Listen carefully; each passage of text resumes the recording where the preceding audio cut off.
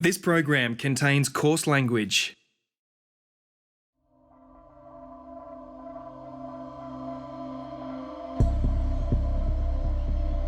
On the New South Wales Central Coast, a meeting is about to take place at a busy coffee shop between a shareholder and the businessman he invested his money with. Yeah, so you'll change that to that's what's that? 125,000. You'll change that to. The businessman wearing red doesn't know he's being recorded by the shareholder, who's been trying and failing to get his money back. You'll live to regret it, I tell you. You're going to miss out. So the shareholder has decided to film his latest attempt at getting a refund. Why is this happening? Are you financially embarrassed? Yeah, at the moment it's financially hard. It's just a really stressful time. I'm just literally struggling.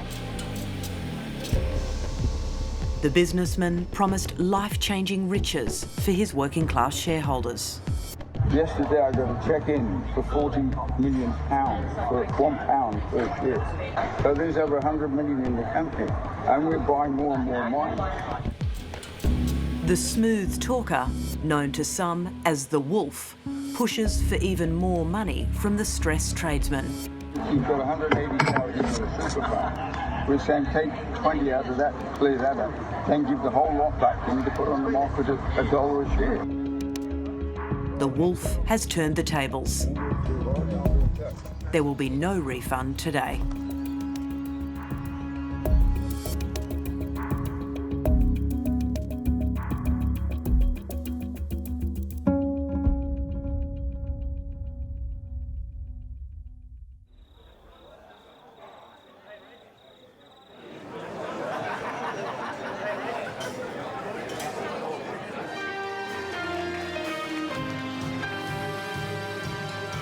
It's Saturday night at a local club.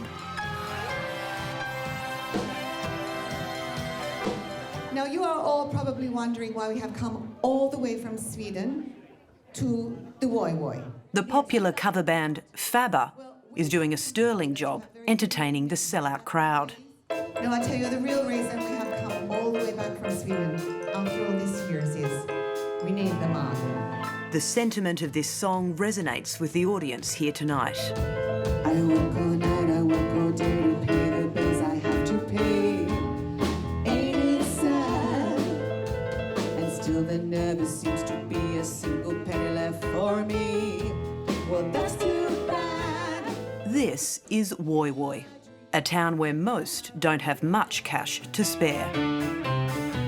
Money, money, money, must be funny in a rich man's world. Enjoying the show tonight is pensioner Tom Kane. When it comes to money, Tom and his bowling club mates have had one man on their minds for years. A man like that is hard to find, but I can't get him off my mind. That man sold Tom and his elderly friends an irresistible dream. So I must leave, I'll have to go to Woi Woi, home on a go.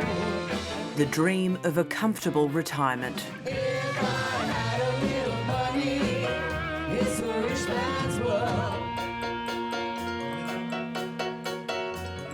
It's a rich man's world.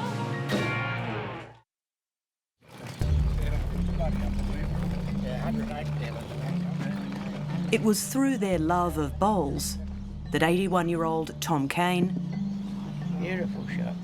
82-year-old Trevor Chapman, That's much better, Trev. and 87-year-old Noel Higgs encountered the man and the company they claimed swindled them out of chunks of their precious savings.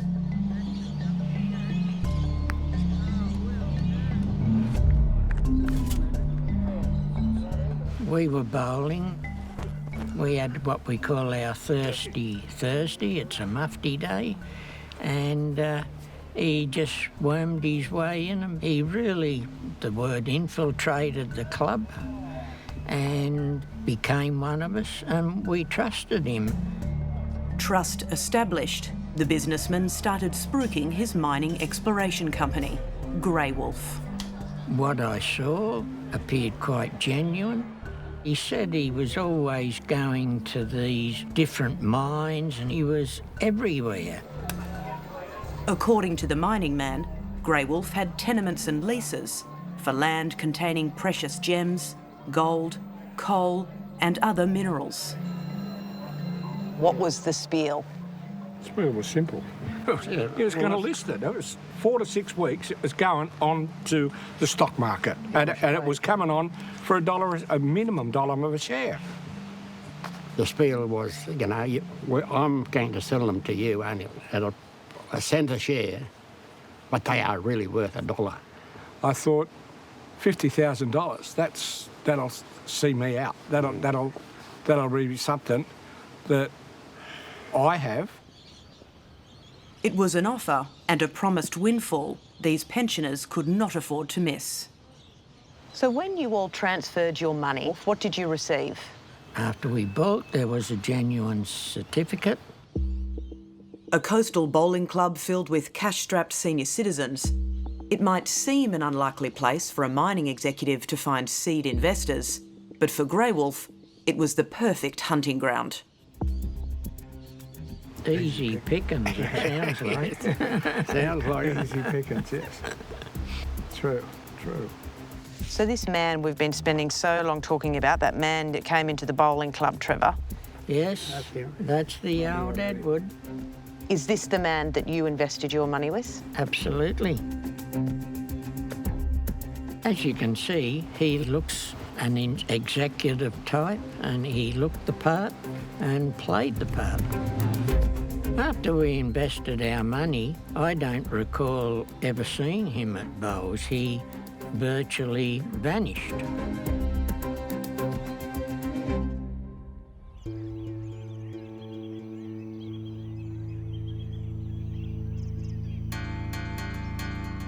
A world away from Woy Woy, the sun is rising over revered lands.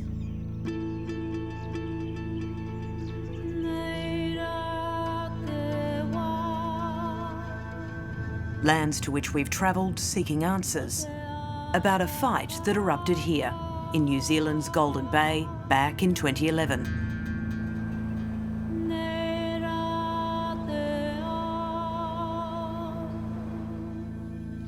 This is where Grey Wolf's most audacious mining plans began, here at the top of New Zealand's South Island, in the breathtakingly beautiful Golden Bay.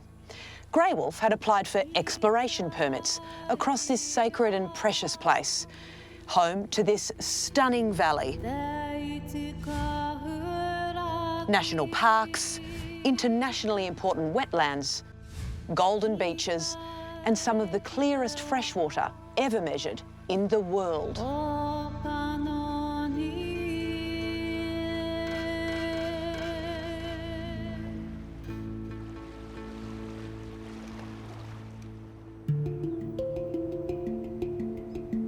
Kia ora, Chris. Welcome. Oh, thank you. You know, I had read that Golden Bay was a pocket of paradise. Yeah. But this is better than paradise. I think it's exceeded my expectations. Yeah. Everyone says about their place, don't they? But we really mean it. Chris Hill was elected to New Zealand's Tasman District Council in 2019 and is a proud member of the local iwi. And as iwi here, you know, we have a role that's called kaitiaki. We have kaitiaki-tanga here. That gets loosely translated as being like guardianship. And that's a responsibility and obligation to care for, which gets passed down through ancestry, through whakapapa. Are there sacred places here then in Golden Bay? Yeah, for sure. I mean, we don't, wouldn't want to see it degraded in any way or harmed or, it's pretty simple. And is that what happened then, way back in 2010? Well, that was a threat? That was the threat, really, wasn't it? That was the risk.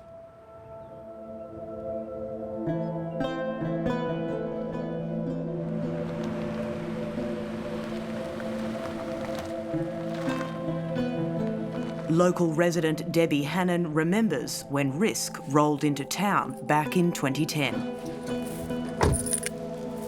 Kia ora, Debbie. G'day. Thank you for having us.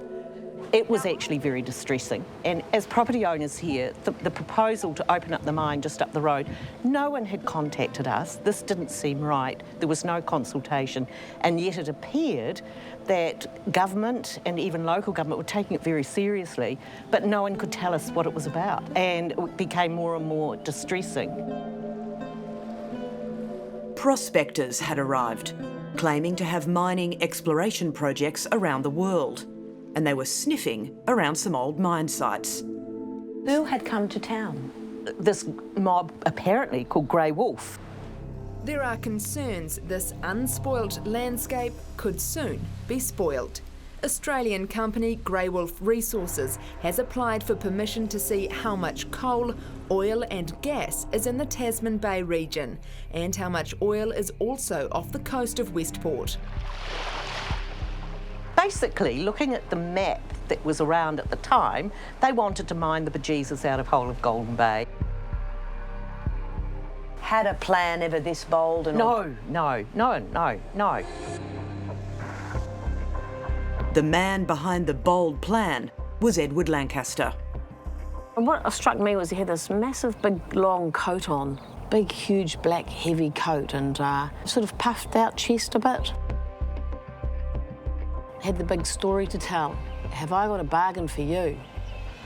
So, you know, he thought if we agreed with what they wanted to do and weren't going to oppose anything, he could make us a lot of money, like millions, like a huge amount of money. There will be billions of dollars coming out of this area if mining is allowed to proceed. It was a pitch that quickly went down like a lead balloon.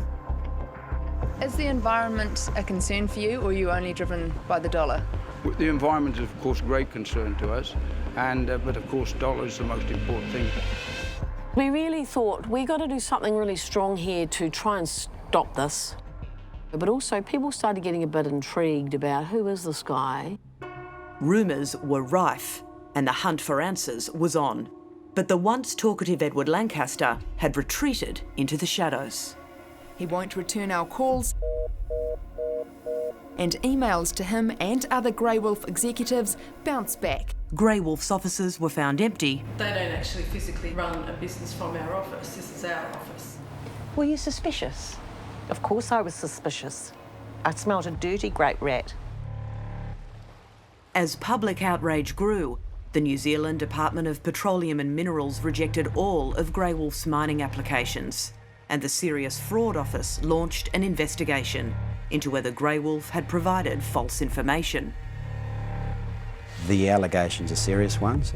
If they were to be proven, then there are some fairly serious criminal charges which could flow from it.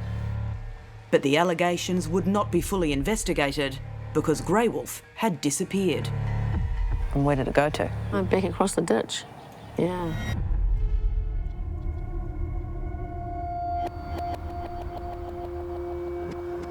Back across the ditch, at home, Grey Wolf's hopeful investors were largely oblivious to the fiasco unfolding in New Zealand.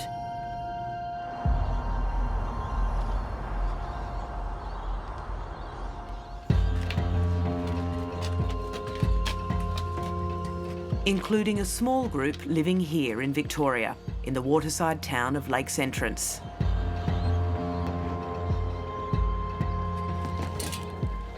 Where I've come to meet some of Grey Wolf's early investors.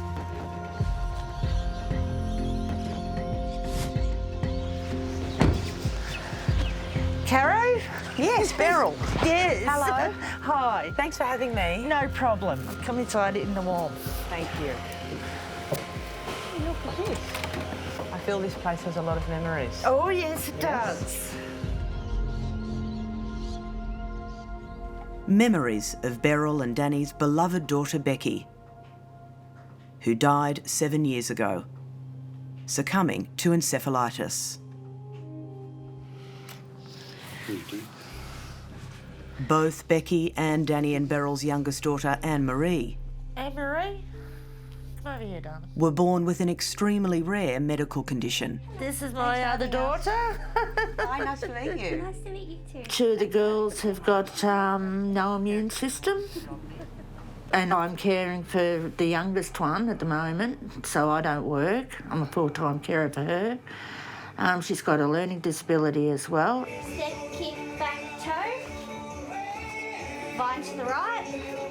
Bind to the left quarter stuff and into the corners. While Beryl stays at home to take care of Anne-Marie, Danny works full-time on the roads. Into the right corner. Back to the centre. You wealthy people? Left corner. No. Living from week to week, basically. Back in 2010, the Pattersons were facing mounting medical expenses for their daughter's care. So you were pretty vulnerable then? Yeah, we were. And I don't think people widely really appreciate that financial strain. No, it's... It is very, very hard. Yes. So every dollar is precious? Yeah, it is, yes. And so there was very little to spare when Grey Wolf came along, promising the Pattersons financial salvation. It is definitely what was said to me. It's a sure thing, and there is no risk. So what did it look like to you? A gold mine. It looked like a very good opportunity, so... Yeah. The Pattersons were convinced, scraping together thousands, plus more from Danny's elderly mother, investing it in Grey Wolf. So what did that money represent to you? We could have done a lot with that. 5 years after investing, Becky's health suddenly deteriorated, with Danny and Beryl wanting to take their daughter overseas for medical help. But Grey Wolf's promised windfall still hadn't materialised. We were trying to look overseas and see if they can help us. So if we got any return with Grey Wolf, it would have been fantastic. We could have done all that. But in the end, it was just too late for her. I'm proud of you. You handled it well. You did. The Pattersons aren't the only ones left hurting in this town after placing their trust in Grey Wolf.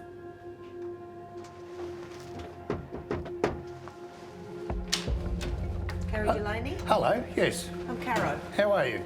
65-year-old Gary Delaney almost lost everything. Do you know, it's been disappointing that...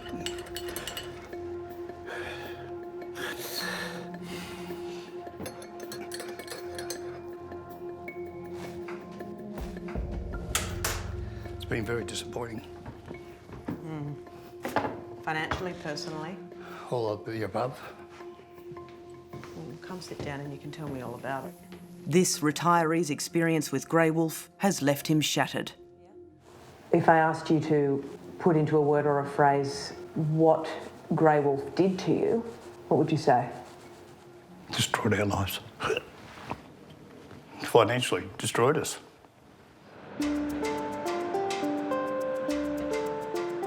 Gary Delaney and his wife used to own and run this kebab shop. One of the directors come to the shop, spruiking the business and what they were doing, asking for investors. And I think at one stage, I think they had 18 projects listed under their banner. Grey Wolf was publicising this impressive portfolio of mining exploration projects, all listed on Grey Wolf's website as, quote, 100% owned, accompanied by a map of more than 30 projects located across Australia.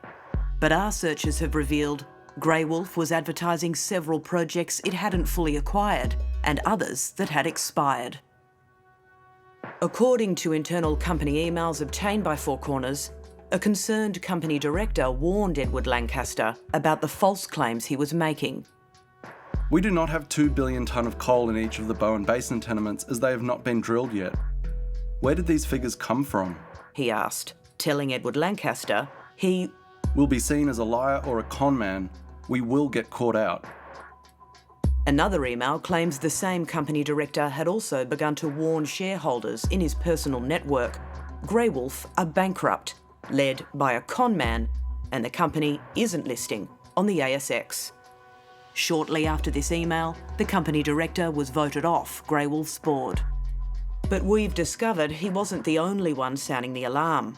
These board minutes obtained by Four Corners reveal a different company director had accused Edward Lancaster of being a criminal.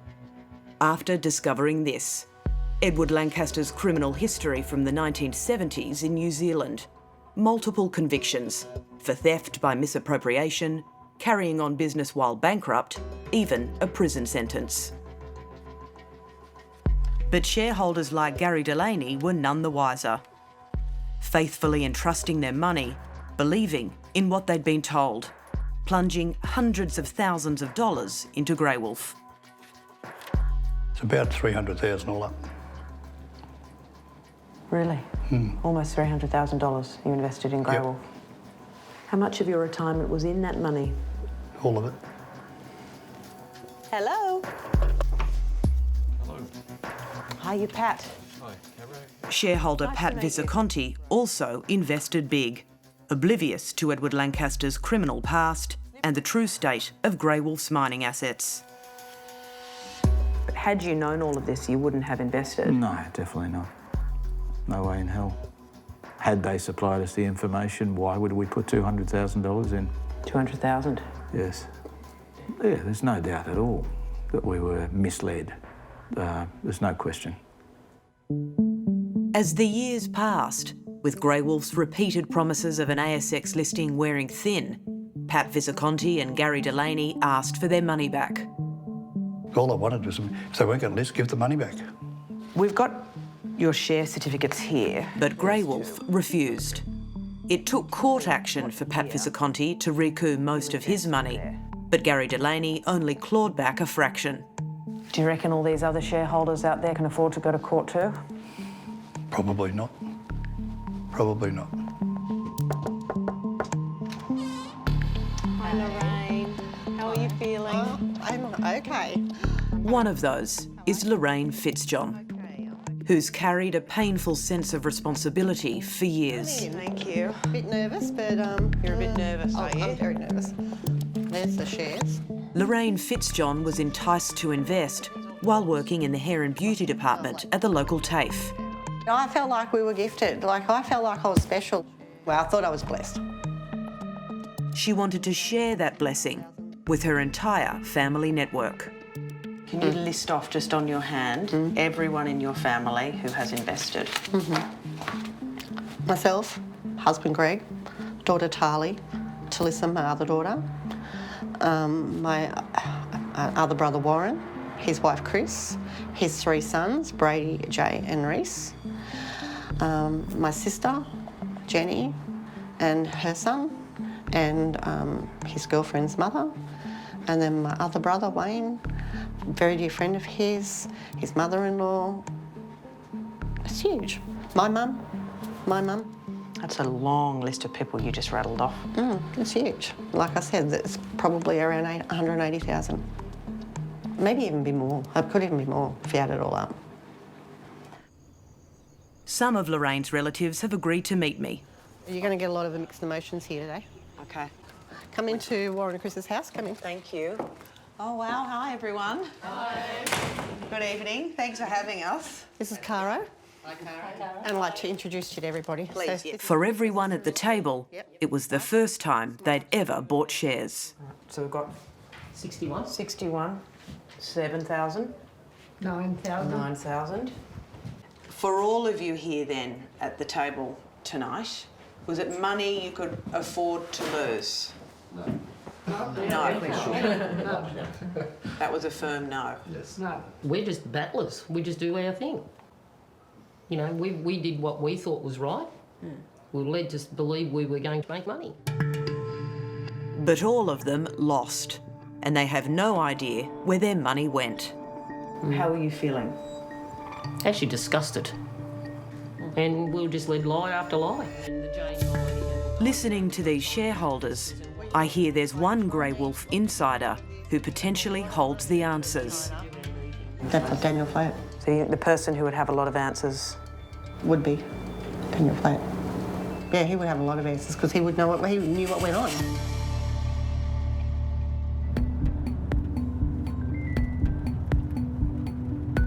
Hello, Daniel speaking. Oh, hi. Is that Daniel Flatt? It is. Did you used to work for a company called Grey Wolf? Yes, I did. Okay. Daniel Flatt, Grey Wolf's former chief financial officer, has never spoken publicly. Apologise for this. Now he's blowing the whistle. It's to set the truth free. For years, I felt like, there was a wrong that needed to be corrected. What was that wrong? Where do you start? When Daniel Flatt started at Grey Wolf, he saw a mining exploration company with assets and promise. After he finished, he'd pleaded guilty to common assault and his career was in tatters. I was found guilty of yelling. I did lose my professionalism. My credibility was destroyed for years after Grey Wolf, and it's taken me 10 years to build it back up. How do you look back on your time working at Grey Wolf? You were there from, 2010 to 2012? Chaotic. That's probably the nicest PG way to put it. Chaotic. What would be the un-PG version of that? Clusterfuck. An absolute shambles. It became more and more apparent that it was just a vehicle for people to spend other people's money. Daniel Flatt was inside Grey Wolf as the money flowed in from hopeful investors. Oh, thank you. In your professional opinion, did Grey Wolf responsibly manage and spend shareholders' money? No, it didn't. They pissed it up the wall, if I'm being crass. Went from everything from first-class travel with Emirates, private rooms at Chinese restaurants. Seen a lot of invoices for limousines. Yeah. While the money was being spent in that way, Daniel, was the money also being spent on mining exploration, drilling? No. It would equate to approximately 10% of all funds raised during my time at Grey Wolf. What else was shareholder money being spent on? Political donations, political dinners, trying to carry favour with politicians. Including a future Prime Minister of Australia, Tony Abbott, pictured here and posted on Grey Wolf's website, flanked by Grey Wolf's leaders, Edward Lancaster and his Chinese-born co-director, De Hong Yu. What did De Hong Yu bring to Grey Wolf? De Hong was the driving force in China. When it came to China and potential Chinese investment, De Hong was the face. Did Grey Wolf, rub shoulders with any other former Prime Ministers of Australia? Yes. Who? John Howard. What did Grey Wolf do with this photo? Again, marketed it on their website. De Hong used it to show his political power in China, to show that they had political connections. But there was one political connection that went beyond the photo op, who didn't feature on Grey Wolf's website, another Coalition MP. Stuart Robert. Stuart Robert, the former Army officer turned Federal Coalition MP, was elected to the seat of Fadden on Queensland's Gold Coast in 2007, going on to serve as a cabinet minister in Scott Morrison's government. I, Stuart Roland Robert, do swear that I will well and truly serve the people of Australia in the office of Assistant Treasurer. During his rise up the political ranks, Robert earned a reputation as a star fundraiser for the party, but his relationship with one donor, Grey Wolf, has never come to light until now. How would you describe Stuart Robert's relationship with Grey Wolf? Was it just a fleeting bump into you on the street relationship? No, it was more than that. It was multiple phone calls, there were emails, meetings, there was a lot of contact. We've discovered Grey Wolf declared 2 contributions to the Queensland Liberal National Party, totalling $32,200. We've also obtained this hard drive full of hundreds of internal Grey Wolf Company documents, letters, contracts, share registers, financial statements and emails. Now, in one letter, Grey Wolf writes to its potential joint venture partner in China, playing up its relationship with Stuart Robert, claiming he was working behind the scenes with Grey Wolf to secure mining tenements, as well as making the joint venture process as easy as possible. Another example of Grey Wolf using a politician to bolster its image. In a statement to Four Corners, Stuart Robert said, I did not advocate for their company or use any perceived position on the backbench to advocate for their company. Any inference to that end is completely false. I completely reject the assertion that I was working behind the scenes. Internal emails also reveal Grey Wolf sent Stuart Robert a gift. Wine. Wine. Cases of wine. Cases of wine. Multiple cases. A check of Stuart Robert's pecuniary interest register reveals in 2011 and 2012 he declared 2 gifts of wine several months after receiving them, as well as 2 handbags. We've found something else on this hard drive. It's Grey Wolf's share register as of February 2012. According to this, one of the company's shareholders was a trust connected to Stuart Robert MP. He held, or his family held, shares in Grey Wolf Resources. When did that occur? That occurred in 2011 from memory. Stuart Robert's pecuniary interest register from the time declares a family trust, but he chose not to mention the Grey Wolf shares it held. I'm going to play this clip now. That didn't happen until 4 years later, after this 2016 community forum. Are you aware of Grey Wolf Resources Proprietary Limited or McCullough Robinson Proprietary Limited? Are you shareholders in either of these companies? Have these companies made donations to your campaigns? Are you a director of any of these companies? And have you ever been to a meeting and asked for donations to be put into that company? One by one, the candidates say, No to all the above. No to all of the above. Happy to say no to all the above. before the microphone is passed to Stuart Robert. As a parliamentarian, all of my assets, etc., are disclosed. After this 2016 encounter, Stuart Roberts specifically listed his shares in Grey Wolf in his pecuniary interest register as GWR. In his written response, Stuart Roberts said he purchased the shares through his family trust. I appropriately declared all shareholdings and interests in my family trust, including declarations that you refer to 11 to 12 years ago. That takes us back to 2011, and the documents we've uncovered from that year and into 2012 show a range of communications between Grey Wolf, Stuart Robert and his office. His Gmail address and his Parliament House address both appear. Among them, in August 2011, the MP's personal assistant was using her Parliament House email address to seek information about guests attending a dinner involving the politician, Grey Wolf, and a group of potential investors from China. A later email records his personal assistant organising another meeting between Stuart Robert and Grey Wolf, followed by a lunch. Stuart Robert is an MP on the Gold Coast. That's his electorate, Yes. Gold Coast, Queensland. Did Grey Wolf have any business, mining, tenements, ventures on the Gold Coast? No, it wasn't in his portfolio, wasn't in his electorate.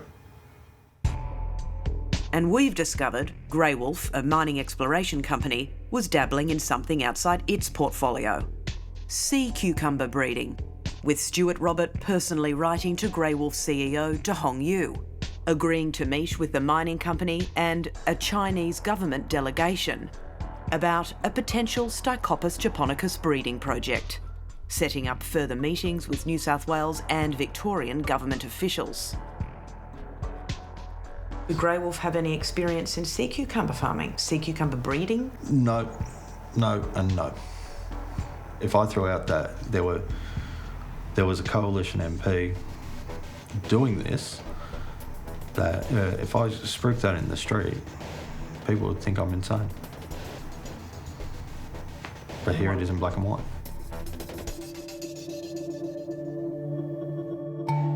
In a statement to Four Corners, Stuart Roberts said, I have an interest in aquaponics as my electorate has a significant aquaponic prawn cultivation. Unfortunately, due to the warm water and climate, my electorate cannot sustain the type of aquaculture for sea cucumbers. Stuart Roberts said he sold his shares in Grey Wolf in 2018 for 0 dividend and 0 capital gain. As for the company's chairman and CEO, he said, I had no knowledge of their background, history, investors or the like. Daniel Flett wants Grey Wolf and all its activities and connections to be investigated. I want to see Grey Wolf investigated. I want to see Edward investigated. De Hong needs to be looked into. Stuart Robert needs to be looked into. For the shareholders, I can only say sorry that I couldn't do more. Edward Lancaster resigned as a director of Grey Wolf in 2015, while De Hong Yu stayed on. The company never listed on the stock exchange, going under in 2019. Liquidators so far have found no unreasonable payments to directors, but have identified various possible offences may have been committed, including trading while insolvent from August 2014 all the way through to the end in 2019. All up, Grey Wolf had issued just shy of 412 million shares, totalling more than $7 million.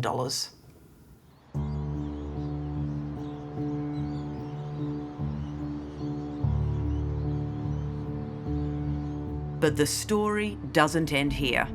We've discovered Edward Lancaster is at it again. He's established a new exploration company, and this time it's looking for lithium and gold. Now, the minerals may be different, but the pitch is eerily familiar.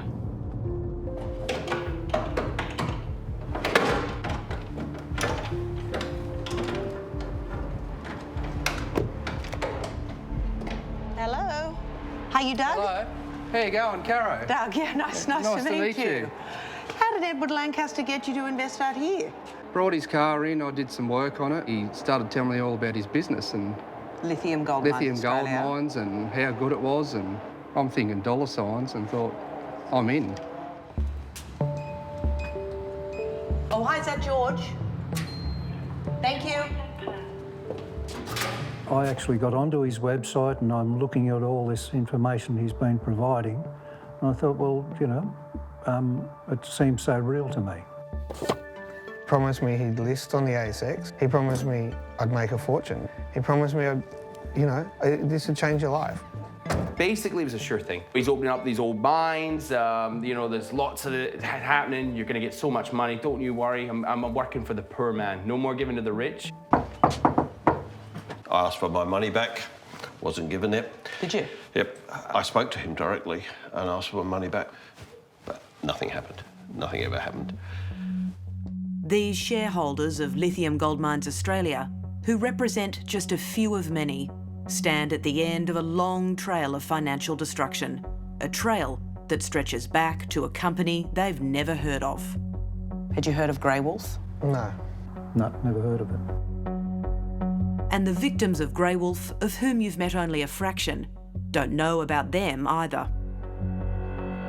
What if I told you that Edward Lancaster has recently opened up a new mining exploration company post-Grey Wolf? A new mining exploration company. No. You gotta be joking. I just want to text you something.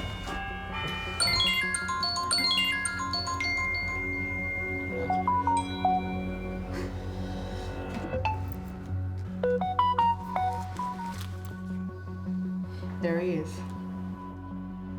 That's Edward Lancaster just a few weeks ago on his Facebook, calling for investors Investor to purchase pre-listing shares, 20 cents. If interested, please contact me. Does that sound familiar? With his new mining exploration company, Lithium Gold Mines Australia. So how does he get away with it? Great.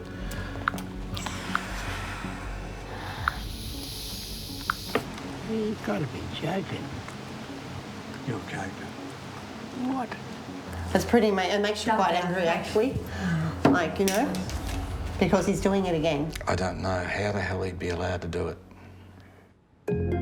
It's a question that demands answers from the entity responsible for policing all of this, the corporate watchdog, ASIC.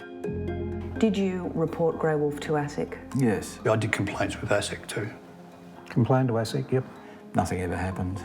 We never ever got a reply. We can reveal the complaints to ASIC span more than a decade. Once again, our so-called government watchdog sits on their arse and does nothing.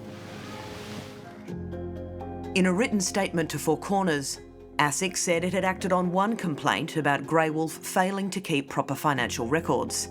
As for the remaining complaints about Grey Wolf and Lithium Gold Mines Australia, ASIC determined no further action would be taken, citing insufficient evidence. I blew the whistle. I raised the alarm, gave all the evidence through the proper channels, and not even a phone call.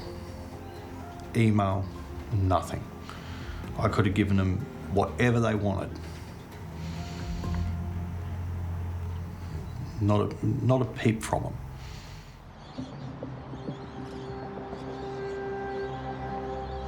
On an overcast afternoon in Woy Woy, outside the registered office of Lithium Gold Mines Australia, Edward Lancaster is taking his daily constitutional.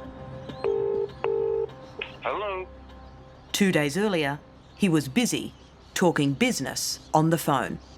My coup de grace the other day, I'm very excited about it. I acquired for the company a property up north. And listen to this, it's got $1.5 trillion worth of gold assay of lithium in the ground. It's got uranium, it's got lithium, it's got thorium, it's got everything. On tape, making all the same promises. I'm going IPO in the next few months, listing on the stock exchange. I applied about a week ago. I mean, when we listed, we were well over $3, because as you can see by our website, I got that many gold mines. But when we managed to catch up with him, the usually talkative businessman wasn't keen to chat. Edward Lancaster. Yes. Cara Meldrum Hannah here. Oh, look, leave me alone. Cara Meldrum Hannah from Four Corners. No, I'm not going to. I'm not interested. Okay, Edward. Just make a proper appointment. Edward, I tried to make an appointment and come and see you. Look. We're here to ask you some questions, please, about your mining exploration companies. Edward Lancaster denied misleading shareholders, past and present. So what's your response to people saying they feel duped, misled and deceived? There must be very few small people that say that, because I'm in touch with most of them every day. Really? Yes, ever. Why do you think shareholders, so many of them, are telling us this? Well, I don't know. Why do I know that you're not telling fibs just to get a story? I can tell you right now I'm telling the truth, and that is what they have told us. I'm telling you the truth as well. Now, look, if you give me a chance to get organised, I'll be able to show you something. Oh, I'd love that. When will that be? Okay. Well, let's just adjourn this, shall we? No. I'm very embarrassed at the moment. Well, I'm sorry. I do need to continue these questions. I'm here now, and I'll let you. I only have a few more.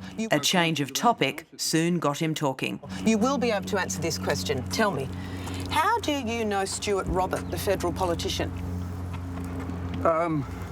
He was one of the clients of Lithium Gold, Grey Wolf Mining right at the very beginning. One of the clients? Yeah, he bought shares in the company.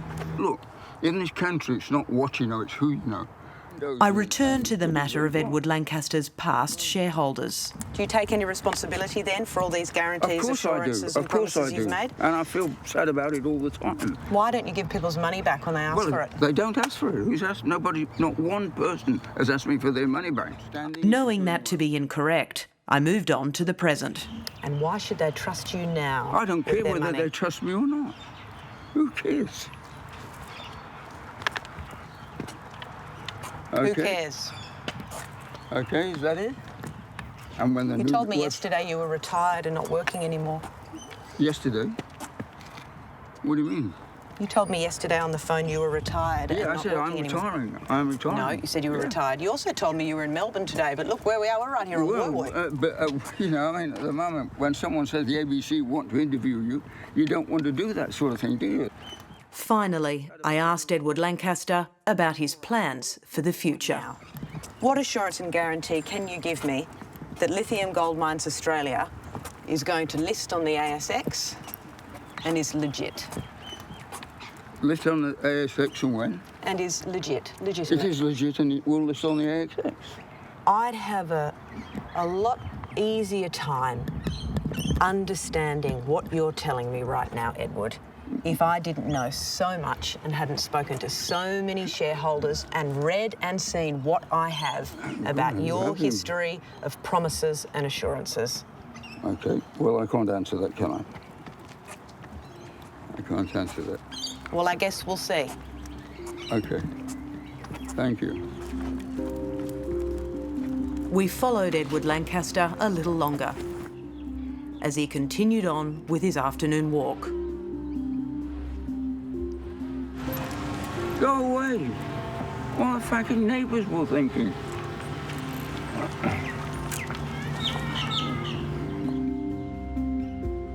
And what will the authorities do now?